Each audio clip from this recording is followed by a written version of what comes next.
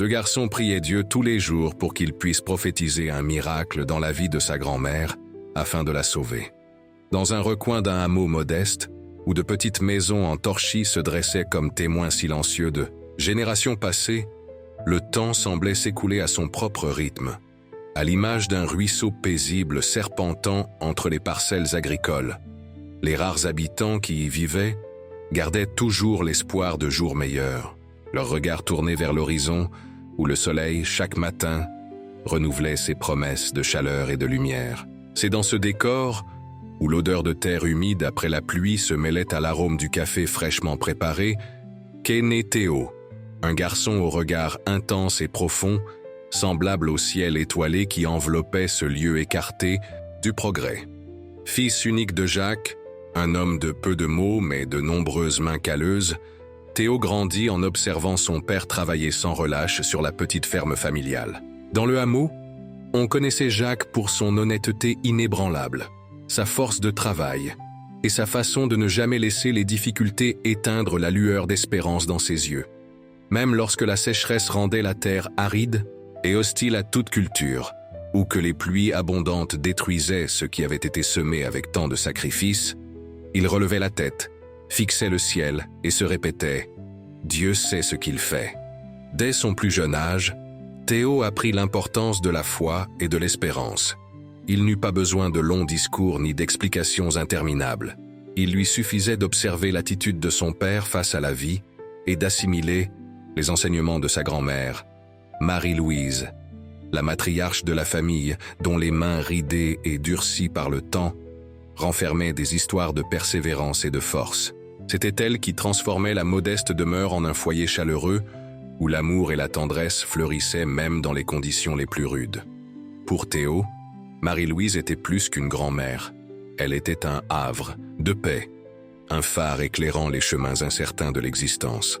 Ses mains, marquées par le labeur d'une vie entière, avaient la douceur d'une plume lorsqu'elle caressait les cheveux de son petit-fils ou préparait un remède maison pour soulager un mal. Son sourire, serein comme la lune par une nuit sans nuages, avait le pouvoir d'apaiser toutes les tempêtes qui menaçaient le cœur de l'enfant. Et ses récits, racontés avec la sagesse de ceux qui ont beaucoup vécu et beaucoup appris, agissaient comme un baume pour l'âme, non seulement pour Théo, mais aussi pour tous ceux du hameau qui avaient la chance de les entendre. Aux yeux de tous, Marie-Louise était une femme bénie, portant en elle l'essence divine de l'amour et de la compassion. Les plus anciens disaient qu'elle était née par une nuit de pleine lune, alors qu'une comète traversait le ciel, laissant derrière elle une traînée lumineuse. C'était peut-être pour cette raison que ses yeux semblaient retenir un fragment du firmament, reflétant une lumière qui ne venait pas de ce monde. Ou peut-être n'était-ce que le fruit d'une existence vécue intensément, avec la même gratitude pour chaque joie et chaque épreuve. Pourtant, l'histoire, qui se jouait dans ce hameau, prit une tournure inattendue, lorsque la santé de Marie-Louise se détériora mystérieusement. Au début, il ne s'agissait que de petits signes. Un léger vertige, une faiblesse passagère. Rien qui paraisse assez grave pour inquiéter qui que ce soit. Mais au fil des jours, son état s'aggrava, à la manière d'une bougie dont la flamme vacille et s'éteint lentement. Les médecins de la ville voisine, où on la conduisit après son malaise survenu pendant la préparation du déjeuner, restèrent incapables de poser un diagnostic. Ils firent passer des examens, consultèrent des spécialistes, mais aucune réponse claire ne se manifesta. On eût dit qu'une force invisible lui volait son énergie vitale, ne laissant qu'un corps affaibli et une âme qui, bien que toujours lumineuse, commençait à trahir un épuisement profond. Une angoisse sourde s'installa dans le cœur de Jacques et surtout dans celui de Théo. Voir celle qui avait toujours été synonyme de force et de vitalité, désormais alitée, le regard égaré et la voix chaque jour plus faible, était une souffrance qui semblait infinie. L'enfant, qui jusque-là ne connaissait que les petits chagrins de l'enfance, découvrait le vrai tourment, celui qui paraît ronger l'âme et rendre le monde terne. Les nuits dans la petite maison de Torchis devinrent plus longues et silencieuses. Les bruits de la nature, jadis semblables à une symphonie berçant les rêves de la famille, résonnaient à présent comme un long gémissement. Jacques passait des heures assis près du lit de sa mère, la main dans la sienne, murmurant des Prières apprises dans son enfance. Son visage, déjà buriné par le soleil implacable, portait désormais aussi les marques de la détresse et de l'inquiétude. Quant à Théo, il errait dans la maison comme une ombre, le cœur déchiré entre la douleur de voir sa grand-mère décliner et l'espoir, typique de l'enfance, qu'il ne s'agissait là que d'un mauvais rêve dont il s'éveillerait bientôt, pour la retrouver dans la cuisine, à lui préparer son petit déjeuner tout en fredonnant des chansons d'antan parlant d'amour et de foi. C'est au cours de l'une de ces nuits, alors que la pleine lune enveloppait le hameau de sa lueur argentée, que Théo prit une décision qui allait changer sa vie et celle de tous les autres. Tandis que Jacques, finalement vaincu par la fatigue, s'assoupissait sur sa chaise en paille, l'enfant se leva doucement de son matelas et se rendit dans la chambre où reposait Marie-Louise. À travers la petite fenêtre, la clarté lunaire éclairait le visage de la grand-mère, lui donnant une aura presque mystique. Ses yeux étaient clos, mais sa respiration, bien que faible, laissait deviner la lutte constante qu'elle menait contre ce qui consumait peu à peu sa force vitale. Théo s'approcha du lit à pas feutrés, craignant de troubler le silence quasi sacré régnant dans la pièce. D'une main tremblante, il effleura celle de sa grand-mère, sentit sa peau froide et remarqua les veines bleuâtres saillant sous l'épiderme fatigué. Un instant, il hésita, de peur de la réveiller. Mais au fond de son cœur résonnait une voix l'invitant à continuer. « Mamie » chuchota-t-il, se penchant vers le visage de Marie-Louise. « Mamie, c'est moi, Théo. » Il n'y eut pas de réponse immédiate, seulement le souffle discret de la vieille dame. Au bout de quelques secondes, pourtant, ses paupières s'entr'ouvrirent lentement, dévoilant des iris qui, malgré la maladie, gardaient un éclat singulier. « Mon petit » murmura-t-elle d'une voix si faible qu'on eût dit un soupir. « Pourquoi n'es-tu pas au lit à cette heure ?»« Je n'arrivais pas à dormir, mamie, » répondit Théo, avalant le nœud qui lui serrait la gorge. « Je pensais à toi. » Sur les lèvres desséchées de Marie-Louise se dessina un léger sourire. « Ne te fais pas de soucis pour moi, mon ange. Dieu veille sur moi comme il l'a toujours fait. » Ces mots, dits avec tant de conviction malgré sa fragilité évidente, touchèrent Théo en plein cœur.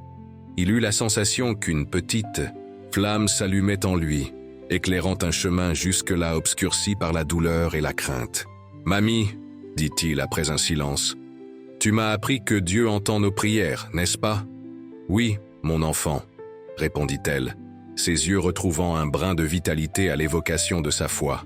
« Dieu entend toujours ce que murmure notre cœur, même quand les mots nous manquent. Alors, » poursuivit Théo, sentant sa détermination grandir, « je vais prier pour qu'il te guérisse. Je vais le supplier de toutes mes forces. » Les yeux de Marie-Louise s'embuèrent, non de tristesse, mais d'une émotion profonde face à l'innocence et à la sincérité de son petit-fils. Les prières des enfants parviennent à Dieu d'une façon particulière, Théo. Elles émanent de cœurs encore épargnés par les doutes et les désillusions du monde. Rassuré par ces paroles, Théo ferma les yeux et, à genoux près du lit de sa grand-mère, se mit à prier. Il ne récita pas de formule apprise par cœur. Ce fut une demande simple, directe, puisée au plus profond de son âme. « Dieu, » murmura-t-il, « je t'en prie, sauve ma grand-mère. C'est la personne la plus gentille que je connaisse. Elle prend soin de tout le monde, raconte de belles histoires et prépare des remèdes pour ceux qui souffrent. Ne la laisse pas partir, s'il te plaît.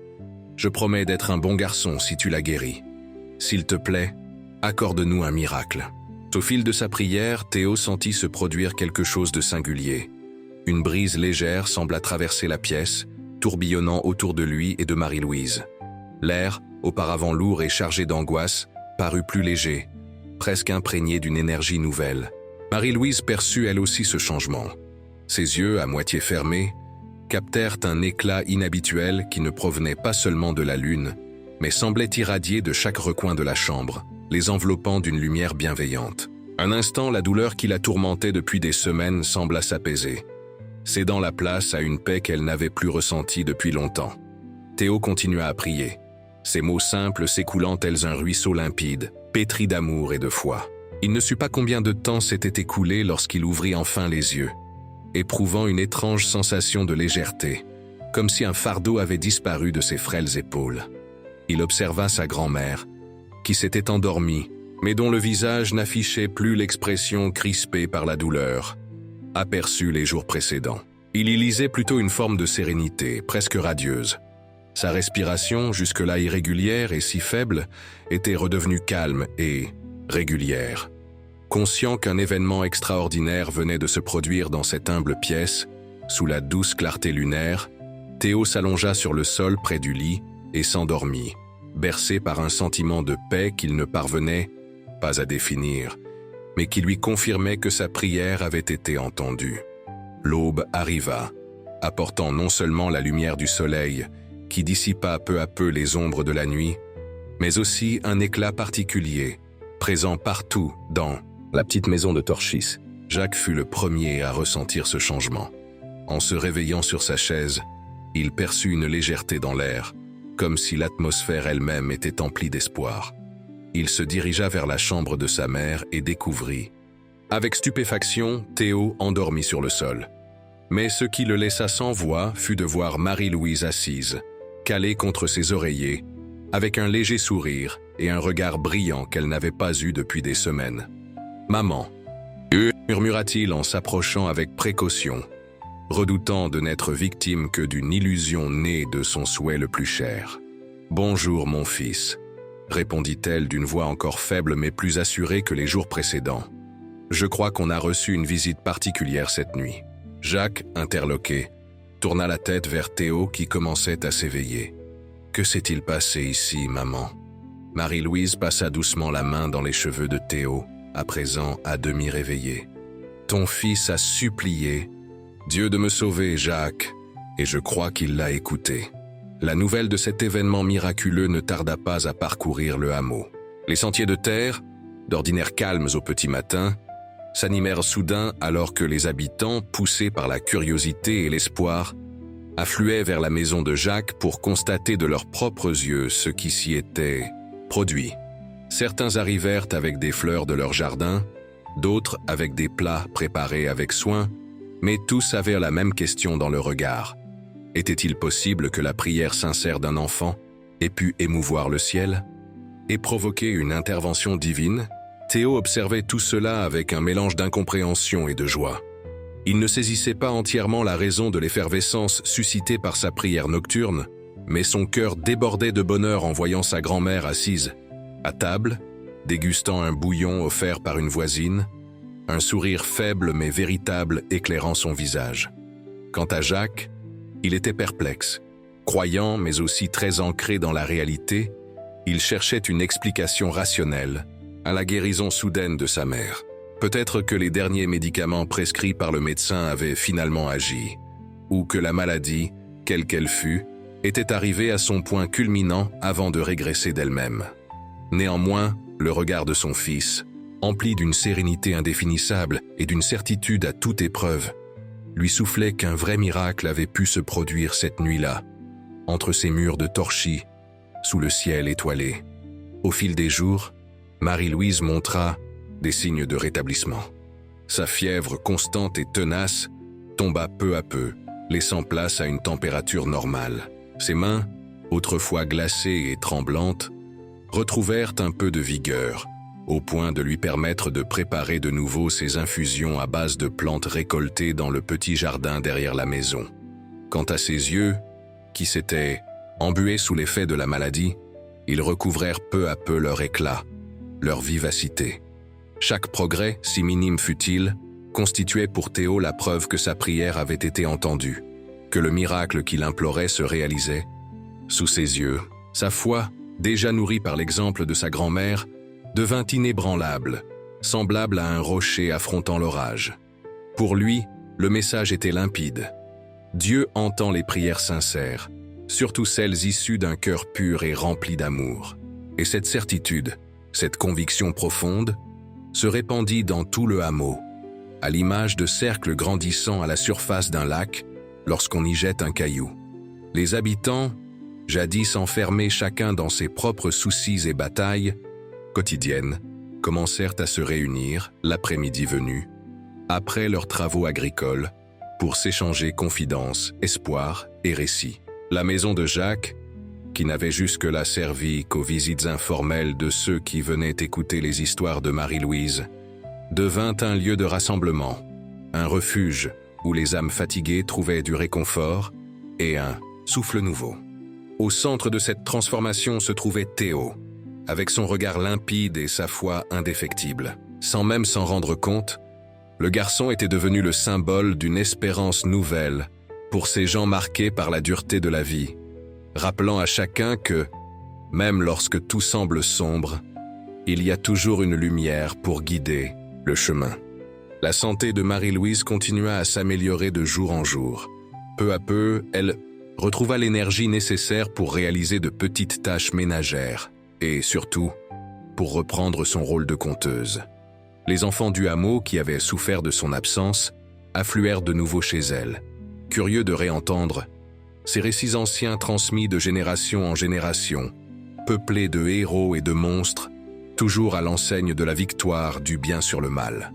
À présent, cependant, un nouveau récit était venu enrichir son répertoire, celui du garçon qui, mu par son amour, avait prié Dieu de sauver sa grand-mère et avait vu sa demande exaucée.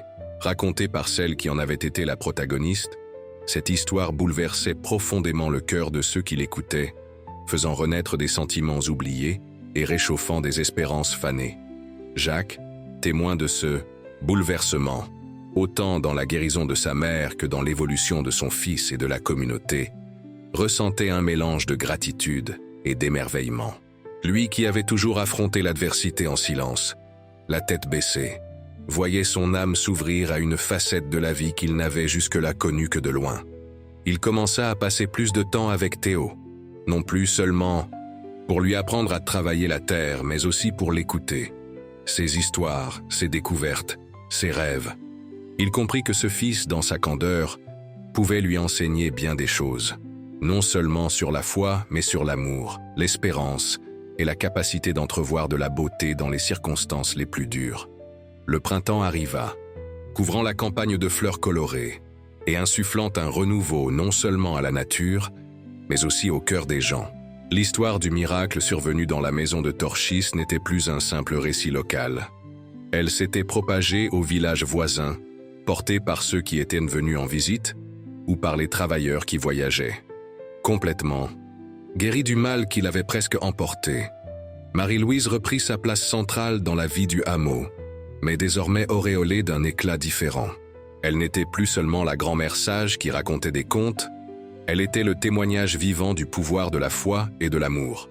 Son sourire, toujours bienveillant, semblait maintenant éclairer plus profondément encore le cœur de ceux qui vinrent la consulter ou simplement passer un moment en sa compagnie. Théo grandissait au milieu de cette atmosphère nouvelle, forgeant son caractère au contact de cette expérience et posant les bases d'une vie marquée par l'union et la foi. À chaque épreuve surgie sur sa route, à chaque obstacle que la vie lui présentait, il se rappelait le miracle dont il avait été témoin et puisait la force d'avancer, l'âme pleine d'espérance et le cœur ouvert. La métamorphose de cette humble maison de Torchis résonnait à travers les ans, enseignant à tous que l'espérance et la foi, quand elles s'accompagnent d'un amour authentique et désintéressé, peuvent réécrire les destins, transformer les réalités et illuminer les chemins les plus obscurs. Même lorsque la sécheresse sévissait, rendant le travail au champ plus éprouvant, ou que la maladie frappait les plus vulnérables, la communauté restait unie, partageant ses ressources, ses prières et son espérance. C'était comme si le miracle survenu cette nuit étoilée avait planté une graine dans chaque cœur, laquelle, désormais, fleurissait pour donner de beaux fruits d'amour, de compassion et de solidarité. Jacques, qui autrefois affrontait l'adversité avec une résignation muette, trouva une nouvelle voie, une nouvelle manière de s'engager avec le monde. Il devint un guide naturel pour les autres, un homme dont les actions, plus encore que les mots, incitaient chacun à croire, à persévérer, à ne pas éteindre la flamme de la foi même dans les circonstances les plus dures. Quant à Marie-Louise, dont la vie avait été prolongée par ce miracle suscité par l'amour de son petit-fils, elle consacrait chaque jour à répandre amour et sagesse. Ses récits, désormais enrichis par l'expérience qu'elle avait vécue, étaient plus puissants que jamais, distillant des messages allant bien au-delà du simple divertissement et touchant l'âme de ceux qui les écoutaient. Mais c'était surtout la présence de Théo, qui en grandissant devenait le rappel vivant que les miracles ne sont pas forcément des événements lointains, réservés aux saints ou enfouis dans des temps bibliques. Ils peuvent survenir n'importe où, pour peu qu'on sache accueillir en son cœur l'amour et la foi sincère. Au fil des années, l'histoire de l'enfant qui avait prié Dieu pour sauver sa grand-mère et avait obtenu un miracle devint partie intégrante de l'identité de ce hameau. Les habitants se la transmettaient de génération en génération, gardant vivante la flamme de l'espérance et rappelant qu'au plus fort de l'adversité, la lumière de la foi et de l'amour finit toujours par briller. Ce récit s'imposa comme un message. Une simple prière issue d'un cœur, pur et mu par l'amour, peut, à sa manière, bouleverser des existences individuelles et faire prendre conscience à toute une communauté qu'il existe, entre le divin et l'humain, un point de rencontre où tout devient possible. Ainsi, dans ce petit coin modeste, où les maisons de Torchy demeuraient les témoins silencieux du temps, les habitants poursuivaient leur vie avec la certitude que, même lorsque la souffrance et l'incertitude semblent l'emporter, la flamme de l'espérance, nourrie d'amour et d'une foi sincère, peut baliser la voie vers une transformation véritable, célébrant la victoire sur les épreuves et dévoilant la beauté tapie dans chaque petite victoire du quotidien. L'histoire de Théo, Jacques et Marie-Louise demeura un phare pour tous, guidant les cœurs déroutés sur les flots tumultueux de l'existence et rappelant que les vrais miracles naissent de l'intersection entre une foi capable de soulever des montagnes et un amour qui métamorphose la réalité. C'est peut-être là la leçon la plus précieuse de cette histoire. Nous rappeler que, en fin de compte, ce sont les liens que nous tissons, les prières que nous partageons et l'amour que nous donnons qui définissent véritablement notre passage sur terre et laissent une empreinte indélébile dans le cœur de ceux que nous touchons par notre existence. Au fil des ans, Théo devint un homme respecté dans le hameau, portant le legs de foi transmis par sa grand-mère. Lorsqu'il se promenait sur les sentiers environnants, il lui arrivait souvent de regarder l'horizon et de se remémorer cette nuit inoubliable où sa simple et sincère prière avait tout changé. C'était comme si cet instant était resté figé dans le temps, gravé dans sa mémoire tel un joyau inestimable, à l'abri de tout oubli. Marie-Louise vécut bien plus longtemps que ne l'auraient prédit les médecins, assistant avec reconnaissance et fierté à la croissance de son petit-fils. Elle connut même ses arrière-petits-enfants, auxquels elle narra les mêmes histoires qu'elle avait jadis racontées à Théo, y ajoutant, évidemment, la plus marquante de toutes, celle du garçon qui, poussé par l'amour, avait réussi à toucher le cœur divin. Lorsque vint l'heure pour Marie-Louise de quitter ce monde, nul ne versa de larmes de désespoir. Chacun accepta sereinement qu'elle avait accompli tout ce pourquoi elle était venue. Elle s'éteignit un après-midi d'automne, alors que les feuilles dorées dansaient au vent, comme pour une ultime révérence. Son visage, sillonné de rides témoignant d'une vie bien remplie, affichait un sourire empreint de paix, comme si elle contemplait quelque merveille invisible à nos yeux. Ses funérailles ne furent pas une cérémonie de tristesse, mais la célébration d'une vie riche et généreuse. Tout le hameau se réunit, offrant des fleurs sauvages et allumant des bougies qui illuminèrent la nuit d'une aura presque mystique. On échangea anecdotes et souvenirs, on chanta des cantiques, et l'amour qu'elle avait semé durant son existence enveloppa chacun comme une bénédiction intangible mais bien réelle. Théo, désormais adulte et déjà grisonnant, resta le dernier près de la tombe, simple et orné de fleurs des champs que sa grand-mère affectionnait tant. Dans son cœur, il n'y avait pas seulement la nostalgie de l'absence, mais aussi la certitude profonde que les liens forgés par un amour vrai transcendent les frontières de l'existence physique. « Merci, mamie », murmura-t-il alors qu'une brise douce effleurait son visage comme une réponse discrète de Marie-Louise. « Merci de m'avoir appris que la foi peut renverser des montagnes et que l'amour est la plus grande force de l'univers. » Les années passèrent, et le hameau prospéra, non pas seulement sur le plan matériel, mais avant tout sur le plan spirituel. Le récit du miracle survenu dans cette demeure si humble continua d'inspirer des générations, leur apprenant à affronter les difficultés de la vie avec courage et espérance. Et la petite maison de Torchis fut préservée, servant de symbole vivant qu'en tout lieu, Même le plus isolé, et en toutes circonstances, le divin peut se manifester quand il trouve des cœurs ouverts à l'amour et à la foi. Jacques, dans Ses vieux jours, devint le pendant masculin de ce qu'avait été Marie-Louise. Un gardien d'histoire et de sagesse, un conseiller que l'on sollicitait pour les problèmes les plus variés. Sa métamorphose, de travailleur discret et taiseux à sage plein de douceur, témoignait une nouvelle fois du pouvoir transformateur de ce miracle vécu tant d'années auparavant. Quant à Théo, l'enfant qui un soir s'était agenouillé auprès du lit de sa grand-mère avec un cœur débordant d'amour et de foi, resta le trait d'union entre le passé et l'avenir, le messager d'une vérité intemporelle qui dépassait la simple histoire de ce hameau rural et touchait à l'essence même de la condition humaine.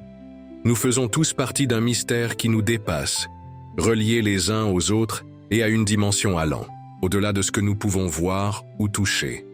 Ainsi l'histoire se perpétua, transmise de bouche à oreille et de cœur à cœur, rappelant à tous ceux qui l'entendaient que si profonde soit l'obscurité, si désespérée soit la situation, l'aube finit toujours par se lever et qu'un miracle est toujours possible. Pas nécessairement celui qui renverse les lois de la nature ou guérit instantanément un mal incurable, mais celui qui transforme les cœurs, réveille l'espérance et renforce les liens. Peut-être est-ce ce dont nous avons tous réellement besoin, le miracle du renouveau intérieur, de cette métamorphose silencieuse qui se produit lorsqu'on décide de garder son cœur grand ouvert à l'amour, à la foi et à l'espérance, même si tout semble aller de travers. Comme Théo nous l'a montré, dans sa simplicité et sa pureté, l'extraordinaire jaillit souvent de l'ordinaire. Le divin affleure dans l'humain, et c'est dans le recueillement d'une chambre modeste, baignée par la clarté lunaire, qu'un cœur aimant peut faire éclore un miracle.